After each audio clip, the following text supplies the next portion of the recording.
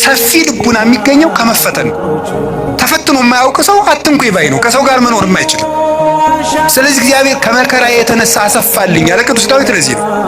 መከራ ትዕግስትን እንዲያደርግ፣ ትዕግስትን ተስፋን እንዲያደርግ እናውቃለን። ተስፋ ደግሞ አያሳፍርም ይላል ቅዱስ ጳውሎስ። መከራ ትዕግስትን ያደርጋል። ትዕግስት እንድናገኝ ብርቱ እንድንሆን። የሰው ልጅ እንደ አትክልት ነው። አረጋዊ መንፈሳዊ እንደሚናገረው አትክልት በፀሐይ ብቻ ማደግ አይችልም፣ ይደርቃል። በዝናብ ብቻ ማደግ አይችልም፣ ሽባ ይሆናል። ስለዚህ ዝናቡ ያበቅልና ያሳድገዋል፣ ፀሐዩ ያበስለውና እንዲያፈራ ያደርጋል። ስለዚህ ሐሩሩን መከራ አድርጉት፣ ዝናቡን ደግሞ የእግዚአብሔርን ቸርነት አድርጉት።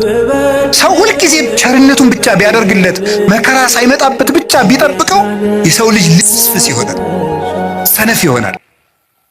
ዝም ብሎ መከራ ብቻ ቢመጣ ደግሞ ተስፋ ይቆርጣል። ስለዚህ እግዚአብሔር ምን ያደርጋል? ሰው አትክልት ነውና አትክልቱን ለማሳደግ ከመከራውም ጥቂት ጥበቃውንም ሳያቋርጥ ሁለቱንም እንዲፈራረቁ ያደርጋል።